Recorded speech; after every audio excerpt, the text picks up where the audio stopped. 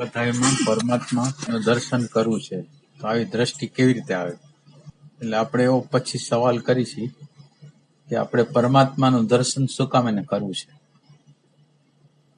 કે આપણે પરમાત્માનું દર્શન કરવા માંગીએ છીએ શું કારણથી, અને પરમાત્મા શબ્દથી આપણે શું સમજીએ છીએ? બધાને જવાબ દો. પરમાત્માનું દર્શન કેમ કરવા માંગીએ છીએ આપણે?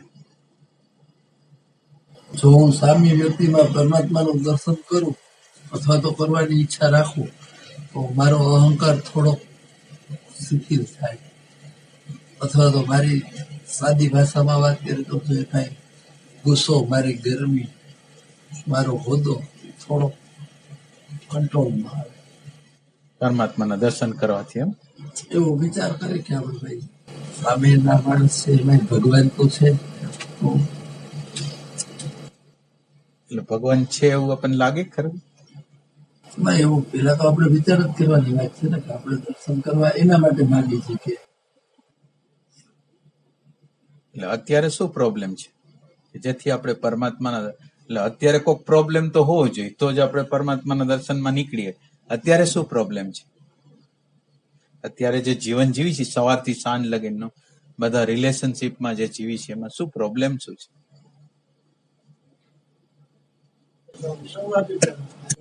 સમાધિતા નથી. બરાબર. જીવન આનંદ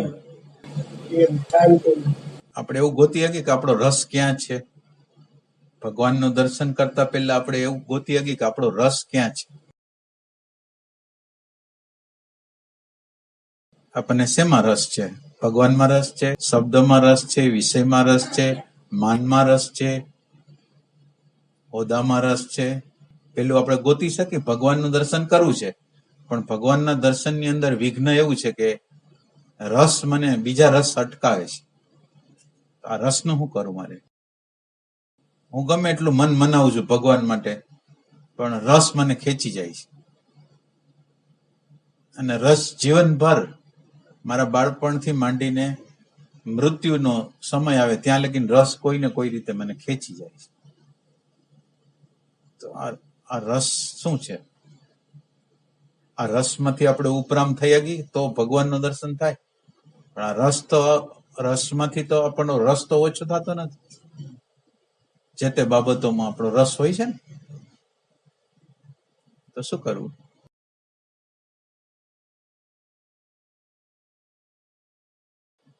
માનો કે તમે રસને નહીં જોવો, તમારા અંતરના રસને નહીં જોવો, તમે માન જોતું હોય, મોટાઈ જોતી હોય, પૈસો જોતો હોય, હવે આ રસ છે એને તમે નહીં જાણો તો ભગવાનના દર્શન લગીને તો કેવી રીતે જવાશે? તો આનું શું કરશું? આ રસનું શું કરશું?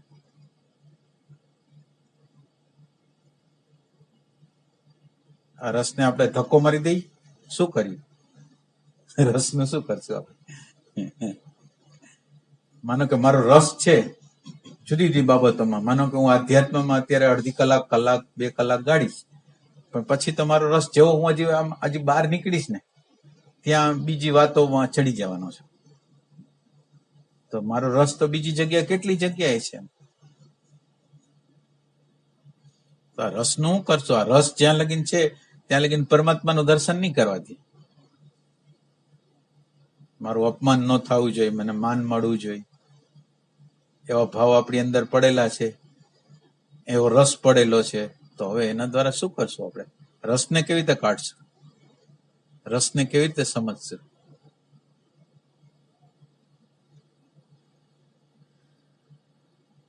માનો કે આ રસ હશે, માનો કે કોઈ પણ બાબતમાં આપણો રસ હશે, તો એ રસ આપણને આ ભગવાનના દર્શનમાં જવા દેશે? અને ભગવાનનું દર્શન એટલે પ્રેમ, આનંદ, શાંતિ, સમજ. જવા દેશે? આ રસ છે, ભૌતિકતાનો રસ છે, એ જવા દેશે? તો આ રસનું શું કરવું? પ્રશ્ન બહુ મોટો ઇમ્પોર્ટન્ટ પ્રશ્ન છે. આ રસનું શું કરવું? એમ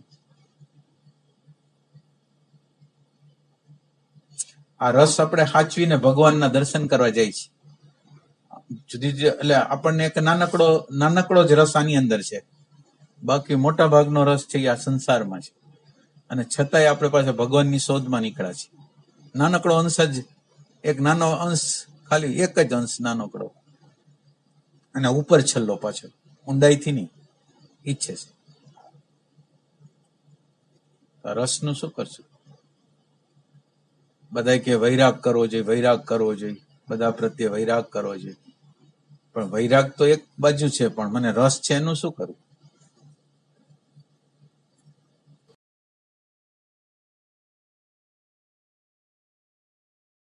શું કરશું? જેવો છે એવો જોઈ લો, જેવો છે એવો જોઈ લો. જે વસ્તુ જેવી છે એવી સ્વીકારી લો. મતલબ કોઈ આપણને કોઈ પણ વાત કરે એનાથી અપમાન ન થવું, મતલબ ત્યારે જ આપણે ભાનમાં રહેવું એ જ સમય. એટલે ભાનને આપણે બરાબર જાણી છીએ, ભાનને જાણી છે બરાબર. એટલે આપણને રસ છે, માનો કે મિત્ર હારે વાતચીત કરવામાં રસ છે, સત્સંગની વાત કરવામાં મને રસ છે. હવે આ રસમાં કેવી રીતે કામ કરવું? મને પિક્ચર જોવામાં રસ છે, તો આમાં હું કેવી રીતે કામ કરું? મને બધા સમૂહના લોકો પાર્ટીમાં જવું ગમે છે, તો આ રસનું શું કરું મારે? મને મોબાઈલમાં જોવું ગમે છે, તો આ રસનું શું કરું મારે? આ રસ જે મારી અંદર પડેલા છે એનું શું કરવું? કોઈ બી રસ હોય એટલે આપણે જયારે ઇન્ટરેસ્ટથી એમાં જતા હોય ત્યારે તો રોકી નથી શકતા આપણી જાતને, પણ એવું જોઈ શકીએ કે એમાં ગયા પછી જે આપણી હાલત થાય છે એનું ઓબ્ઝર્વેશન કરીએ તો બીજી વખત જયારે આપણે એની અંદર જઈએ ત્યારે આપણને થોડો ખ્યાલ રહી છે કે આ વસ્તુ કર્યા પછી આનું જે પરિણામ આવે છે એ આવું હોય છે. એટલે જે જવાથી રોકી નથી શકાતું, પણ જે પરિણામ આવે આપણી અંદર એનું જો ઓબ્ઝર્વેશન કરીએ કે અંતઃકરણ કેવું બદલાઈ જાય છે એ સ્થિતિ, તો પછી ધીમે ધીમે એમાંથી થોડું ઓછું થવાય એવું લાગે. એટલે એક સેન્સથી વાત સાચી લાગે ને બીજા સેન્સથી ખોટી લાગે. હવે તમને એ ખ્યાલ હશે કે એના દ્વારા અંતઃકરણ તો બગડી જાય છે, અને એ કોઈ આનો ટેસ્ટ કર્યો છે, એ લોકોને ટેસ્ટ નથી કર્યો એને તો રિલેટિવ કોઈ વસ્તુની ખબર નથી. હવે તમારું અંતઃકરણ એ વખતે બગડી ગયું, પછી તમને ખ્યાલ આવ્યો કે આ અંતઃકરણ બગડી ગયું. હવે આવી રીતે તમે એમ સમજો કે સંપૂર્ણ રીતે તમે આ વસ્તુને સમજીને ફેંકી દો છો, એટલે ફેંકાઈ જાય છે. ફેંકી દો છો નહીં, ફેંકાઈ જાય છે, એવું થાય છે. તો એ તો રિપીટેડલી થાય છે. તમે ગમે એટલું એને સમજાવો છો, તમે એમાં સાવધાન રહેવાનો ટ્રાય કરો છો, છતાં એ રસ્તો તમે આમ વિચાર કરો કે 5 વર્ષ, 10 વર્ષ, 15 વર્ષ, 20 વર્ષ, એ રસ ખેંચી જ જાય છે. ભલે તમે ગમે એટલો કંટ્રોલ કરો, ગમે એટલો વિચાર કરો, ગમે એટલો તમે વિચાર કરીને એમ કહો કે અંતઃકરણ બગડી ગયું હતું, તો એ લઈ તો જાય છે. એ હકીકત છે કે નથી? તો એનો અર્થ એવો છે કે એ અન્ડરસ્ટેન્ડિંગ નથી. એનો અર્થ તો એ છે એ અન્ડરસ્ટેન્ડિંગ નથી. તો શું કરવું? રસ માટે શું કરવું? બહુ મોટો પ્રશ્ન છે રસનો. અને માણસ છે ને આ રસનો વિચાર કર્યા વગર ભગવાનનું દર્શન કરવા નીકળે છે. આ રસનો જ્યાં લગીને તમે વિચાર બરાબર વ્યવસ્થિત નહીં કરો, એનું દર્શન બરાબર રસનું નહીં કરો, તો પાર ઉતરાય એવું. કારણ કે આ રસ જ મને રોકે છે આગળ જતા. તો આ રસનું શું કરવું?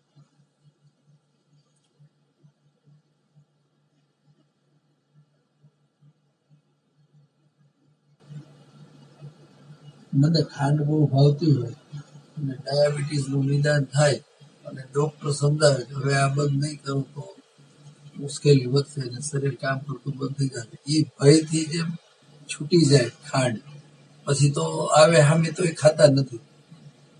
એ જે સમજણ ઊભી થાય એવી સમજણ જો ઊભી થાય તો એટલે એ સમજણ ઊભી કેવી રીતે થાય ને તમને ખબર નહીં હોય, પણ ડાયાબિટીસના પેશન્ટો ને ગળ્યું ખાવામાં મેક્સિમમ વધારે ગળ્યું એ લોકો ખાતા હોય. તમે જો બરાબર ઓબ્ઝર્વેશન કરો ને, એને કઈ એ ભય તો ખાલી ઉપર છેલ્લો પેલા શરૂઆતમાં લાગે, પણ બાકી એને જે રસ છે એ રસને ડાયાબિટીસ હોવા છતાંય તમે ડાયાબિટીસ વાળા લોકોનું ઓબ્ઝર્વેશન કરજો તમે વ્યવસ્થિત. એમાં કોઈ અપવાદમાં, પણ જનરલ તમે આમ બસ એમ વ્યક્તિ જો તો તમને એવું લાગે કે વધારે ગળપણ ઈ ખાય છે. દવાઓ ખાય પણ આઈ ખાય. એને ના પાડવા પડે, પકડવા પડે કે રેવા દે તમે.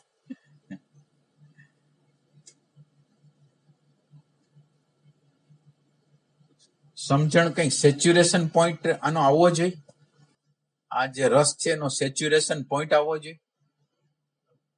સિચ્યુએશનમાં એ રીતે થાય કે સમયગાળાની અંદર જે મનની આદત હોય એ પાછી આવીને ઊભી રહે. ઉભી રહી જાય.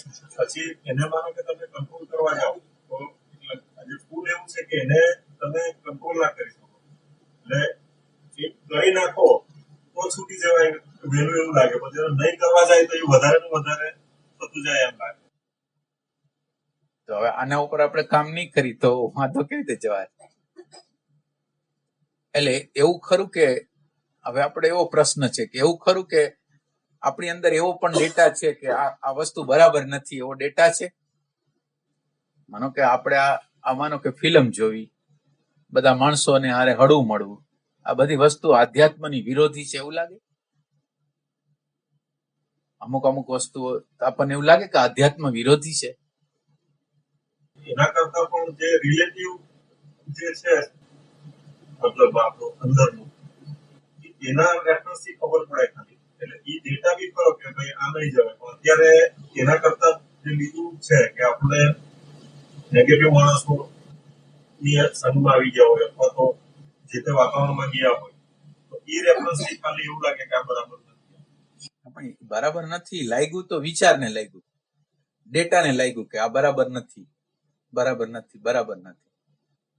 રિયલ સેન્સમાં મૌલિક રીતે મારા સ્વતંત્રતાથી આ બધા ડેટાઓ બહારથી આવેલા ડેટાઓની મૌલિક રીતે મને એનું દર્શન થાય કે આ વસ્તુ નથી એવું થાય.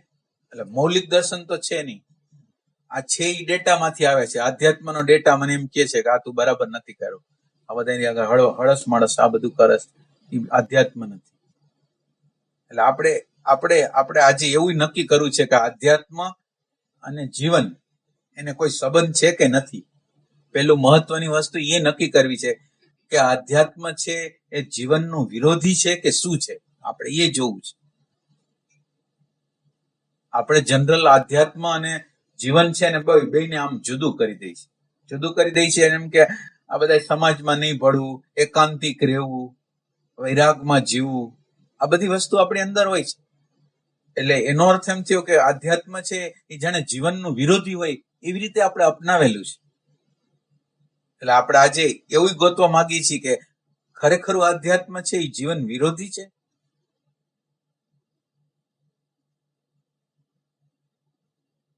અત્યારે આપણી અંદર જે લડાઈ છે એ ડેટાની લડાઈ છે. હું ભૌતિકતામાં જાઉં તો આધ્યાત્મ ધર્મનો સંસ્કાર મને ટોર્ચર કરે કે આ બરાબર નથી, અને ધર્મ તરફ જાઉં તો ભૌતિકતાનો સંસ્કાર છે મને ટોર્ચર કરે.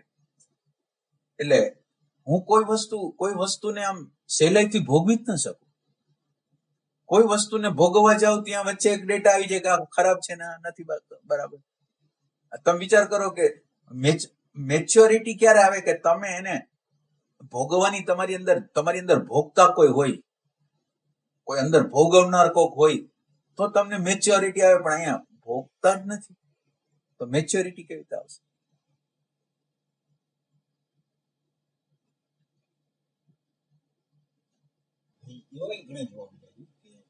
મેચ નો શોખ હોય તો એ એટલા રસપૂર્વક મેચ જોતા હોય, પણ નાના હતા તેથી જોતા હતા, વચ્ચે જોતા હતા, બુઢા થઈ ગયા છે ને તો એ જોયા જ કરે છે એનો રસ જ નથી. એટલે મેચ્યોરિટી કેવી રીતે આવે એમ? એટલે આપણે ઈ તપાસ કરવા માંગીએ છીએ કે અધ્યાત્મ અને જીવન, પછી પાર્ટીમાં જવાનું હોય, લગ્નમાં જવાનું હોય, મરણમાં જવાનું હોય, ગમે XYZ. હવે તમે આધ્યાત્મિક છો તો આ એનો વિરોધમાં છે કે નહીં, એ આપણે પેલો પ્રશ્ન એ કરી દઈએ. જો વિરોધમાં ન હોય તો આપણી અંદર કેમ એમ થાય છે? માનો કે આપણે કોઈ સોશિયલ પ્રસંગોમાં ગયા તો આપણને કેમ થાય છે કે આ આપણે આધ્યાત્મની આમાં આની કઈ જરૂર ન હોય એમ કેમ કહી છે? આમ રિયલ છે ને, ખોટું હોય તો કેજો. એમ કેમ કરી છે? ડિવિઝન કેમ કરી છે આપણે? એટલે આપણે આજે એવું ગોતવા માંગીએ છીએ કે સાચું આધ્યાત્મ શું છે? આધ્યાત્મ છે એ જીવન વિરોધી છે? તમને ક્યાંય પ્રસંગમાં બ્રેક મારે એવું છે કે આ જગ્યાએ ન જવાય, આ જગ્યાએ ન જવાય, આ જગ્યાએ ન જવાય, એવું કેવા માટે છે આધ્યાત્મ? તો શું છે એમ? આમ એક અર્થમાં એવું લાગે કે આમ અનુભવનો જે સાર નીકળે ને એ વસ્તુ આધ્યાત્મમાં તરીકે હોય.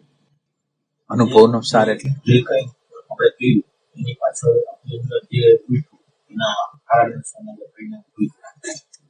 એમાંથી જેમ લીધું કે આકાર એ સારના સંદર્ભથી જે નીકળ્યું એ એમને સાર નીકળો ક્યાંથી?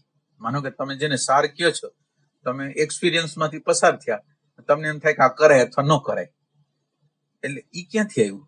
ઈ આ કરાય અથવા ન કરાય ઈ ક્યાંથી આવ્યું? આપણે ગોતી છીએ આધ્યાત્મને. આજે સાચી રીતે જોઈ લઈ કે અધ્યાત્મ સાચું શું છે, કે જેથી કરવા તો પૂરી પડે છે. હે ઊંડું ઉતરતા ઉતરતા અનુભવ ભલે ને તમે અનુભવમાં ઉતરી ગયા, તમે ભલે ને અનુભવમાં ઉતરી ગયા, પણ અનુભવમાં ઉતર્યા પછી નક્કી કોણ કરે છે કે આ બરાબર છે ને બરાબર નથી? કોણ છે? ઈ તમે જો. અને બીજું, આ નક્કી કરવા વાળો ગમે એટલું નક્કી કરે છે તો એનું હલતું કેમ નથી? માનો કે તમે નક્કી કરો છો કે મારે લોભ નથી કરવો, છતાં લોભ દોરી જાય છે. ક્રોધ નથી કરવો તો ક્રોધ દોરી જાય. હવે તમે બધી વસ્તુ નક્કી કરો છો આમ આમ આમ, કઈ થતું તો નથી. મને એમ કચાશી લાગે.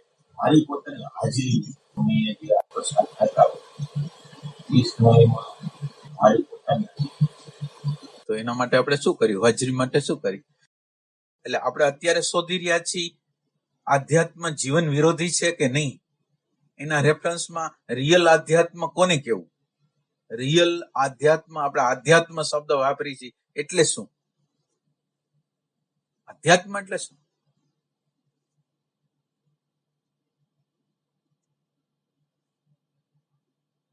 આધ્યાત્મને આપણે હાવ સિમ્પલ ભાષામાં જોતું હોય તો આપણે શું કેવું આધ્યાત્મ? એ તો જ્યાં હોય ત્યાં આધ્યાત્મનો અર્થ આપણા માટે તો એટલો છે કે વિરોધાભાસથી, તમે આધ્યાત્મના માણસોને જોજો, વિરોધાભાસથી બહુ ભરપૂર હશે. તમે જોજો બરાબર. આમ કરે તો પ્રોબ્લેમ, આમ કરે તો પ્રોબ્લેમ, અને એ સાયકિક હશે આધ્યાત્મના લોકો. એટલે આધ્યાત્મ શું છે? આધ્યાત્મ પોતે શું છે? હા બોલો. સાચા રસ્તે આપણે ખોટા રસ્તો લઈ સત્ય માર્ગે જાય તો આધ્યાત્મિક. સત્ય કોને કેવું? આપણે ધારો કે ખોટું કામ કરતા હોય તો આપણે તરત બ્રેક લાગી જાય. એમ નહીં, ખોટું કામ તમે કોને કયો? કારણ કે કૃષ્ણ ભગવાને તો ખોટું કામ એ કર્યું છે, તો ખોટું કામ કોને કેવું? આ ખોટું છે કે આ સાચું છે એમ કેવી રીતે કેવું? આપણી કાંઈ ભૂલ થતી હોય સારી વ્યક્તિને કહેવામાં એ આપણે નક્કી કેવી રીતે કરશું? આપણા મનથી કરી શકીએ. એટલે મનથી કરવા જાય એટલે એમાં ભૂલ થઈ જવાની. મનથી કરી છે એટલે તો ભય છે ને. માનો કે તમે મનથી, માનો કે તમે અંદર વિચાર કર્યો કે આપણે વહુને કંઈક કેવું છે, પણ તમારી અંદર ભય કેટલો છે કે ક્યાંક ઈ મારો અનદર કરશે તો હવે તમે વિચાર કરો કે ભયમાંથી જન્મેલી વસ્તુ કઈ પરિણામ લઈ આવશે?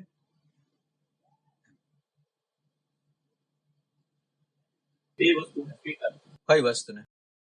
સુખ હોય દુઃખ હોય કોઈ પણ જે વિરોધાભાસી વસ્તુ છે તે પણ એ સ્વીકારવું, એ તમે આદર્શ કયો છો. એટલે માનો કે તમે એમ કહો સ્વીકારવું જોઈએ, પણ મને દુઃખ લાગે છે મને સુખ લાગે, એને હું અટકાવું કેવી રીતે? માનો કે આ જનરલ તમે કયો છો, પણ જયારે હું જીવનની અંદર જાઉં છું ત્યારે મને તો સુખ દુઃખ લાગે જ છે. ગમે એટલું મેં મારા મનને સમજાવેલું હોય તો પણ લાગે તો છે જ. પછી એ વખતે તમે તમારા મનને સખત કરી નાખો, બેરું કરી નાખો, એ વાત અલગ થઈ ગઈ. માનો કે તમે અંધારામાં જતા હો, અંધારામાં તો તમારે શું જોઈ? અંધારામાં જતા હો તો તમારે શું જોઈ? ટોર્ચ જોઈ ને. ટોર્ચ જોઈ તો તમને પછી રસ્તો મળી જાય કે ન મળી જાય. આધ્યાત્મ છે ને એ ટોર્ચ છે. આધ્યાત્મ કોઈનો વિરોધી નથી. માનો કે તમે ટોર્ચ લઈને આવ્યા, ટોર્ચ શું ખાડાનો વિરોધી છે? એ ખાડાનો વિરોધી નથી, ખાલી બતાવે છે ખાડો છે, તમારે જવું કે ન જવું. એટલે અધ્યાત્મ છે એ ખાલી પ્રકાશ છે.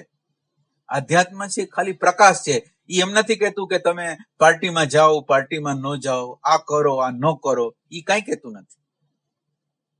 એ જેમ છે એમ બતાવે છે. માનો કે તમે પાર્ટીમાં ગયા, તમે લગ્નમાં ગયા, તો તમારી આગળ એક લાઈટ છે, તમારી આગળ એક લાઈટ છે. હવે એ લાઈટની અંદર તમે આ બધા લોકો લગ્નમાં આવેલા લોકોને તમે બહુ ઓબ્ઝર્વેશન કરો છો, મરણમાં આવેલા લોકોનું ઓબ્ઝર્વેશન કરો છો. ઓબ્ઝર્વેશન ની અંદર તમે તમારા માટે પ્રકૃતિ ખુલે છે.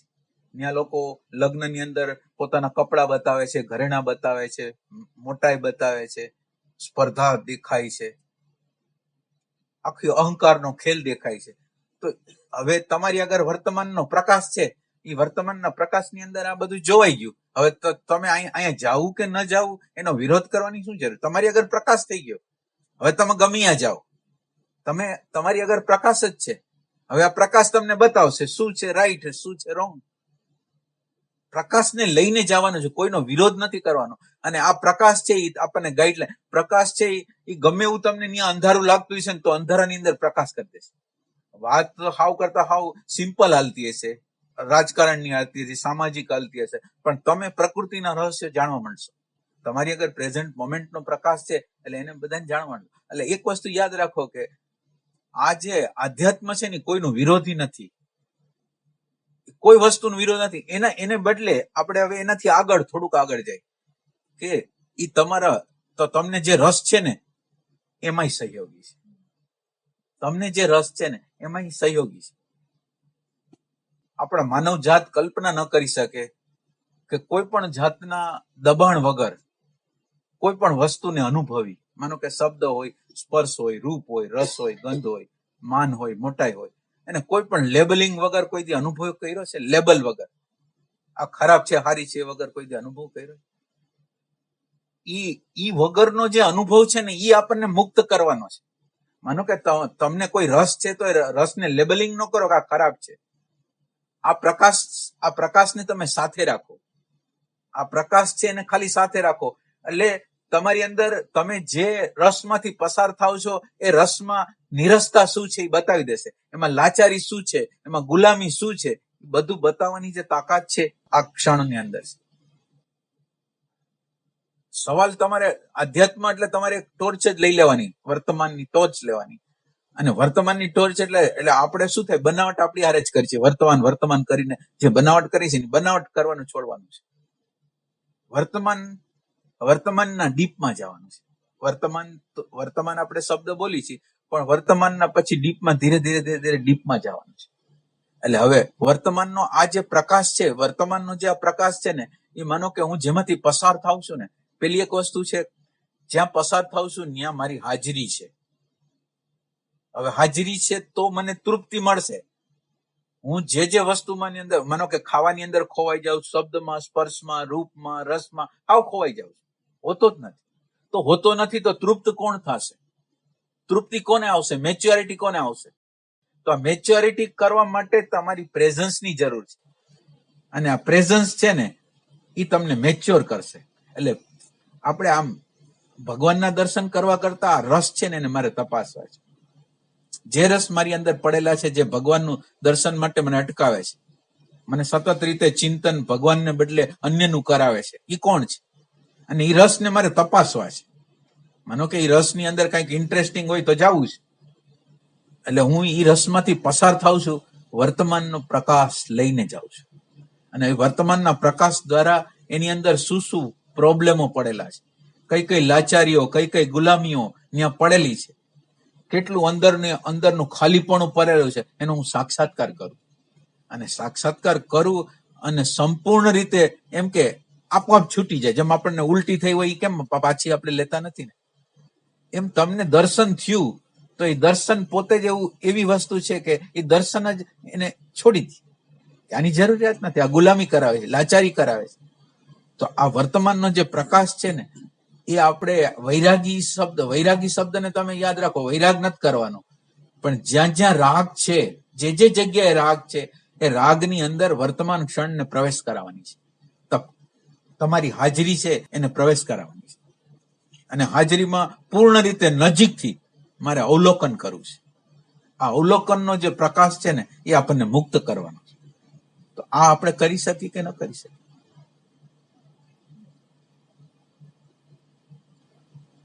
એટલે ભગવાનનું દર્શન કરવા માટે રસ છે ને એ રસ જુદા જુદા પ્રકારના રસ છે.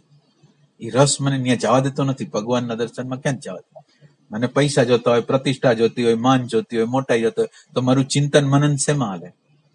તો જે મને રસ છે એને હું સમજીશ નહીં ને ત્યાં લગીને ભગવાનના દર્શન તરફ નહીં જઈએ. એટલે જે રસ છે ને એ રસને પૂર્ણ રીતે મારે નજીકતાથી, આ ઉપાસના કહેવાય. ઉપ એટલે નજીક ને આસન, બેસવું, પાસે બેસવું. એટલે પાસે બેસવું એટલે અત્યારે જે બની રહ્યું છે, માનો કે હું કઈ શબ્દ ને સ્પર્શ ને રૂપ ને રસ ને ગંધ ને માન ને મોટાઈ ને અત્યારે અનુભવ કરી રહ્યો છું ને અંદર હાવ નજીકથી અવલોકન કરું છું. આ નજીકથી અવલોકન કરવાની પ્રક્રિયા આપણને મુક્ત કરશે. નજીકનો અર્થ શું થાય? ડેટા દ્વારા નહીં. એ ડેટા છે એ તો લાખો કિલોમીટર દૂર છે,